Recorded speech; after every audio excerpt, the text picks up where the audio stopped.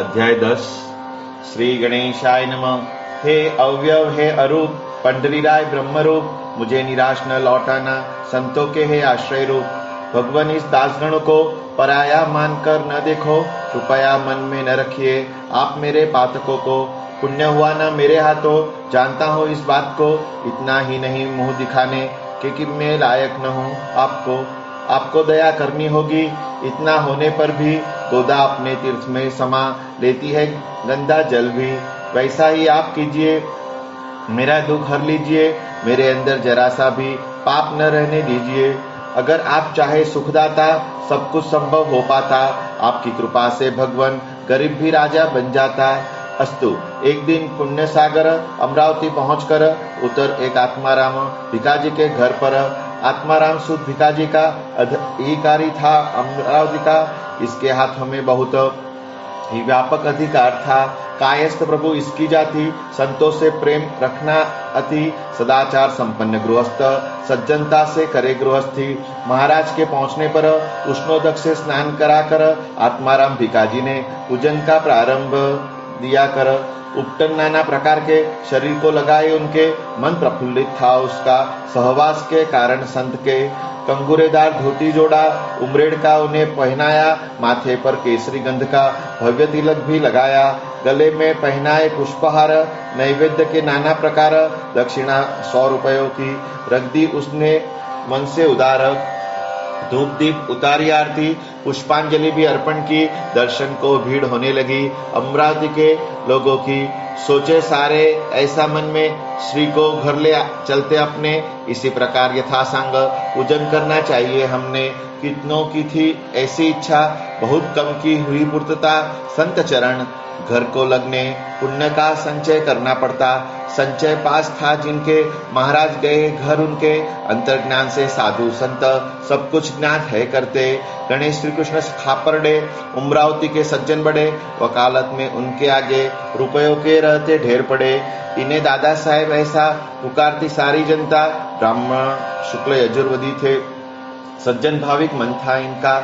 उन्होंने जबकि विनती पहुंची वहां मंगल मूर्ति यथा विधि पूजा अर्चना दादा साहब ने की उनकी। गणेश अप्पा नाम का लिंगायत बनिया था। उसकी भाविक पत्नी का नाम चंद्राबाई था। पति को बताया उसने, इन साधु को घर अपने इसी प्रकार ले जाएंगे। प्रार्थना कीजिए उन्हें, निष्पाप जो हम है मन के, निश्चय ही आने से इनके पवित्र होगा सदन हमारा। भक्तों की ईश्वर है सुनते। उसको बोला, गणेशाप्पा पागल है तू, मुझको लगता साधु को घर लाने को है सिफारिश की आवश्यकता। सोच जरा तू खापरडे को या साधु घर ले जाने को कितने श्रम करने पड़ते थे। छोड़ भी दे व्यर्थ जिद को। चंद्राबाई बोली पति को, ऐसा नहीं लगता मुझको, मनोदेवता कहती मेरी, आएंगे वे अवश्य घर को। अपने घर चलने की करना महाराज को विनती। साधुओं की सदैव रहती, गरीबों पर विशेष प्रीति। लेकिन आपा बोला नहीं, साहस जुटा पाया नहीं। श्री गजानन महाराज को आमंत्रित कर सका नहीं। महाराज ही बोले अंत में, हाथ उसका लिए हाथ में, कितनी दूरी पर तेरा घर है इतना बता दे हमें। तेरे घर चाहते हैं आना और थोड़ी देर बैठना, संकोच नहीं करना किसी से, मन में जो हो वो बोल देना। ऐसा कहा जब महाराज ने, गणेशाप्पा के तन मन में इतना हर्ष हुआ कि उसको शब्द नहीं है वर्णन करने। महाराज को घर ले गया, दोनों ने उसका पूजन किया। तत्काल अपना धन प्रपंच उन चरणों पर अर्पण किया। ऐसे अमित स्थानों पर पूजे गए थे गुरुवर। प्रत्येक पूजा में हाजिर रहता था एक भाविक नर। वह आत्माराम भिकाजी का रिश्ते में भांजा था लगता। तार मास्टर के पद पर था, मुंबई नगरी में था रहता। बालाभाऊ नाम उसका था। काम से अवकाश लिया था, अपने मामा से मिलने अमरावती में आया था। महाराज में रम गया था मन उस बाला भाव का। बोला, छोड़कर जाओ नहीं, लाभ इन साधु चरणों का। गृहस्थी सारी अशाश्वत, उसमें मन को क्यों हो आसक्त। बहुत कर ली आज तक, होना है अब अनासक्त। कुछ भी हो जाए आज से, दूर न जाओ इन चरणों से। विष का प्राशन कौन करे, वंचित होकर अमृत से। बस एक इसी कारण से वहां प्रत्येक पूजा में बाला भाऊ हाजिर था।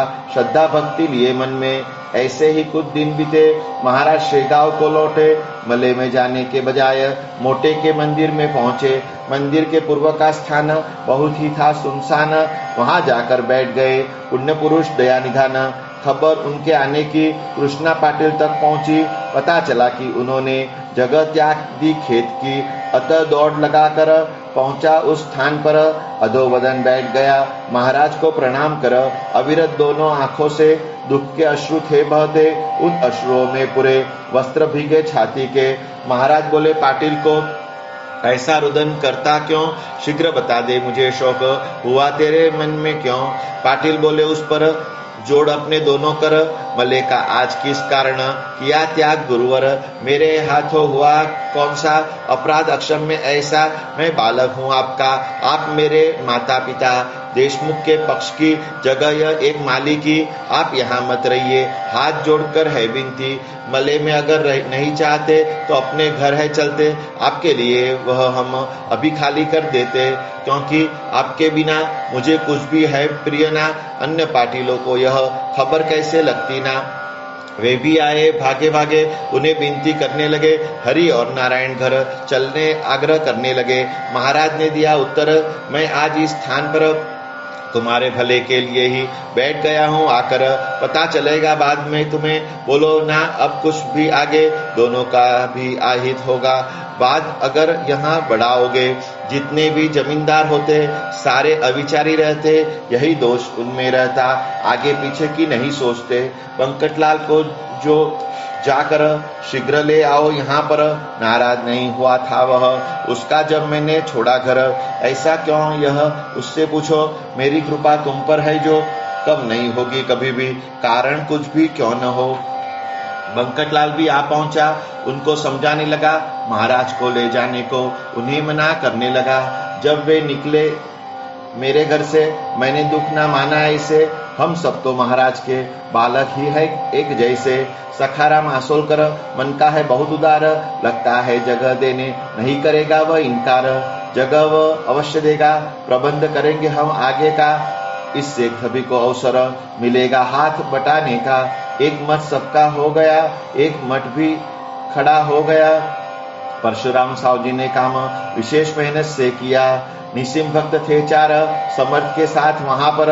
उमरावती का गणेश अप्पा, भास्कर बाला भाऊ पीताम्बर, रामचंद्र गुरव भी उनके साथ रहा। वहीं महाराज दिखने लगे। 5 पांडवों के श्री हरि अति विरक्त हो गई थी वृत्ति बाला भाव की। मन में नहीं रही चिंता उसे अपने नौकरी की। उसे घर पर बुलाने कई पत्र लगे थे आने, पर परिवर्तन हुआ नहीं जरा उसके निर्णय में। भास्कर बोला, गुरुवर ध्यान इसका है पेड़े पर, अतः कहीं जाता नहीं। यह आपको छोड़कर आप इसकी पिटाई करना जाएगा ही नहीं, वरना 14वां रत्न देखे बिना इसे घर है नहीं जाना। जब तक डंडा नहीं दिखता बंदर सीधा नहीं होता। बड़े बड़े पर्वत को भी वज्र का सदा भय रहता। एक बार जबरदस्ती से भगा दिया शेगांव से, लौट कर आया वह शेगांव इस्तीफा देकर नौकरी से। बाला भाव लौटने पर उसे फिर से बोला, भास्कर हमें क्यों तकलीफ देता बार बार यहाँ आकर। भूखा अगर हो बैल भी घास हरी देख, जहाँ भी चाहे जितनी मार खाता लौट आता है फिर भी। वैसी तेरी वह कृति, वैसी है लोभी वृत्ति। वही रह सकता यहाँ पर जिसे सचमुच है विरक्ति। उसका अहंकारी वचन महाराज से हुआ न सहन। उन्होंने एक कृत्य किया, अहंकार का करने दमन। एक भक्त के हाथ में थी छतरी एक बहुत बड़ी, ली हाथ में वही और लगा दी मार की झड़ी। ऐसी मार पड़ती गई, हाथ की छतरी टूट गई। महाराज के हाथ में एक बांस की काठी मिल गई। उससे शुरू किया ताड़न। भयभीत थे तब सारे जन, उनमें से कुछ ने तो मठ से ही किया पलायन। लेकिन बाला हिला न डुला, रहा वैसा ही पड़ा हुआ। उनके चरणों में सबने समझा यह तो है मेरा मरा हुआ। मार देखकर जबरदस्त भास्कर हुआ चिंताग्रस्त, लेकिन मुंह खोलने में हिम्मत ही हो गई थी पस्त। बाला भाव की पीठ पर काठी भी गिरी टूटकर, पैरों से ही फिर से कुचलने लगे हार कर। कुम्हार अपने पैरों से मिट्टी रौंदता है जैसे महाराज भी कुचल रहे थे बाला को उस प्रकार से। मठ में ऐसा हो रहा था, शिष्य समुदाय भाग रहा था, कोई महाराज के प्रिय भक्तों को पुकार रहा था। बंकटलाल कृष्णा जी आए, मठ के अंदर पहुंच गए, उनका हाथ पकड़ने की हिम्मत ही न जुटा पाए। बंकट डर कर करे प्रार्थना, बंद भी कीजिए मारना, भक्त है यह आपका, अब बंद कीजिए इसे रौंदना। ऐसे वचन सुनकर महाराज बोले हंसकर, ऐसे निरर्थक भाषण तू क्यों आज रहा है कर, मैंने नहीं मारा इसे, मैंने नहीं कुचला इसे, समझ में आएगा तुझे, जरा देख ले ध्यान से। महाराज बोले बाला को, बेटा थोड़ा उठना तो शरीर अपना दिखा देना। यहाँ पर आए लोगों को ऐसी आज्ञा सुनकर बाला भाव बैठा उठकर लोग उसके शरीर का रहे थे निरीक्षण कर। कहीं चोट थी लगी नहीं, निशानी मार की नहीं, वह पूर्ववत डूबा हुआ था साधना और भक्ति में ही। बाला भाव का अधिकार तब समझ गया भास्कर, उसको कभी भला बुरा कहा न आगे चल कर, कसौटी में खरा उतरता कभी सोना कीमत पाता, वह प्रकार देख सबको लगा आश्चर्य का धक्का। सुखलाल अग्रवाल नाम का सज्जन बालापुर में था, स्वभाव उसके गाय का बहुत ही शरारती था, गांव भर में घूमती रहती, छोटों बड़ों के रौंद देती, सशक्त को भी आसानी से सिंगों से पछाड़ देती। दुकान में किसी के भी वह सहसा थी घुस जाती, अनाज की टोकरिया में मुंह अपना डाल देती, चाहे जितना भरपूर खाती बचा हुआ बिखरा देती, तेल घी के भी पीपे धक्का देकर गिरा देती, घर पर बांध रखने पर रस्सा तोड़े झटका देकर जंजीरों को भी कच्ची उसने दिया साबित कर। गाय न हो बागिन हो त्रस्त किया बालापुर को, लोग थक हार गए थे सहन करते करते उसको, गर्भवती भी न होती थी, दुख भी नहीं देती थी, जकड़ कर रखता तो भी घर में न वह टिकती थी। लोग बोले सुखलाल को सौंप दे इसको कसाई को, अन्यथा तू बंदूक से स्वयं ही मार डाल इसको। सुखलाल बोल लोगों से, आप ही मारिए इसे, विनती करता आपको मैं, मारिए किसी भी प्रकार से। एक बार एक पठान ने उसे मारने की कोशिश में छुप कर निशाना साधा, गोली भरकर बंदूक में, न जाने तब कैसा क्या उसको पता लग गया, उसने आकर सिंगों से पठान को ही पटक दिया। मैं दूसरे गांव जाकर आ गया था उसे छोड़कर, अब और मैं क्या करूं, वापस आ गई लौट कर। लोगों ने उसे कहा ऐसा एक काम है करना जैसा, गोविंद बुआ का घोड़ा शांत महाराज ने किया गाय जैसा, तू भी अब इस गाय को लेकर निकल जा शेगांव को, छुटकारा पाने इसे तू अर्पण कर महाराज को, साधु को गाय देने का पुण्य भी तुझे मिलेगा, और बाबा इस बहाने हमारा भी संकट टलेगा। सबने एक विचार किया, गाय ले जाना तय किया, उसको पकड़ने हेतु तब हर संभव प्रयत्न किया, हर प्रयत्न हुआ असफल। अंत में एक मैदान पर हरी घास का ढेर लगाया, काकड़ा भी रखा वही पर, खाद्य सामग्री देखकर गाय आ गई दौड़कर, 10-20 लोगों ने पकड़ा, उस पर फांस डालकर जंजीरों से बांधकर डाल दिया एक गाड़ी पर, महाराज को अर्पण करने ले आए शेगांव के अंदर। शेगांव पास आने लगा, परिवर्तन दिखने लगा, धीरे धीरे गाय का तब स्वभाव शांत होने लगा, महाराज के पास पहुंची जैसे लीन दीन हो गई वैसे, और उन्हें देखने लगी अश्रुपूर्ण नेत्रों से। महाराज बोले, उन सब से कितनी मूर्खता हो करते, गाय को कष्ट देने का बहुत बुरा काम हो करते, चारों पांवों से है बांध दी, गले में जंजीर डाल दी, कत्थे के रस्से से दुर्गत सिंगों की भी है कर दी। इतना बंदोबस्त तो शोभा देता है बाघिन को, ठीक नहीं होता ऐसा बांध रखना गाय को, सारे विश्व की माता इसको है माना जाता। दुर्धर प्रसंग आया इस पर, पागलों ने कैसा बांधा, इसको शीघ्र मुक्त करना, तकलीफ देगी किसी को ना, लेकिन इसको हाथ लगाने साहस हुआ न किसी का। सब लोग पीछे हट गए, समर्थ उसके पास गए, अपने पवित्र हाथों से बंधन उसके खोल दिए, जंजीरें सब टूट गई, गाय नीचे उतर गई, समर्थ को बंधन करने अगले पैरों में झुक गई। किया त्रिवार परिक्रमण, नीचे झुकाकर गर्दन अपनी जीभ से महाराज के लगी चाटने दिव्य चरण। महाराज ने चमत्कार किया, सबने आंखों से देख लिया। समर्थ प्रभाव का वर्णन शेष भी नहीं कर पाया। समर्थ ने कहा, धेनु को कष्ट नहीं देना किसी को, अब कहीं न जाना तुम कभी छोड़कर इस मठ को। ऐसा जब हुआ चमत्कार, सबने की जय जयकार। महाराज के नाम की उच्च स्वर में त्रिवार। जो थे बालापुर से आए, बालापुर को निकल गए। गाय मठ में रहने लगी आज्ञा पालने के लिए। आज तक उस दिन से जंजीर पता नहीं उसे, उसके अंदर समा गए सद्गुण सुग्न धेनु के। शेगांव में ही है रहती आज भी उसकी संतति, ब्रह्मवेत्ता की प्रत्येक बात सत्य है होती। अस्तु। एक कारंजे का लक्ष्मण ढूंढे नाम का धन संपन्न विप्र था, वाजसनीय शाखा का। उसे पेट में व्याधि हुई, बहुत कोशिश की गई लेकिन फायदा हुआ नहीं, औषधियां बेकार गई। उसने गजानन महाराज की कीर्ति सुन रखी थी, अतः शेगांव आ गया। साथ में पत्नी भी थी, तीव्रतर थी रोग व्यथा, लक्ष्मण चल न पाता था। 2-3 लोगों द्वारा उसे मठ में लाया गया था, करने केवल नमस्कार। लक्ष्मण था लाचार, अतः पत्नी ने ही की बिनती झोली फैला कर। बोली, हे करुणापति, धर्म कन्या में आपकी सारी यातनाएं हरण करना मेरे प्राणनाथ की।